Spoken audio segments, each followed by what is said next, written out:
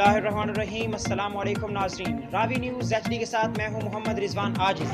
Breaking news سے آپ کو آگاہ کرتے ہیں جڑاوالا سے، جہاں معمولی رنجش پر مخالفین نے فائرنگ کر کے نوجوان کو موت کے گھاٹ اتار دیا۔ واقعہ تھانہ روڈالہ روڈ کے نواحی علاقہ 584 گاف بے میں پیش آیا۔ مزید جانتے ہیں ہمارے نمائندہ جڑاوالا میں موجود رانا اعجاز احمد سے۔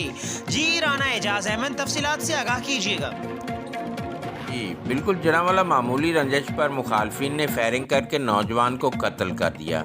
واقعہ تھانہ روڈالہ کے نواحی علاقہ چک نمبر 584 گافبے میں پیش آیا۔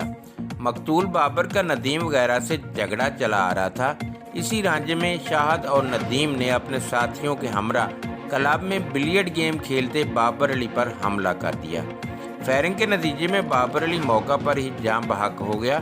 تھانہ روڈالہ پولیس نے اطلاع ملتے ہی لاش کو قبضے میں لے کر تحصیل ہیڈ کوارٹر جڑاوالا پوسٹ مارٹم کے لیے منتقل کر دیا۔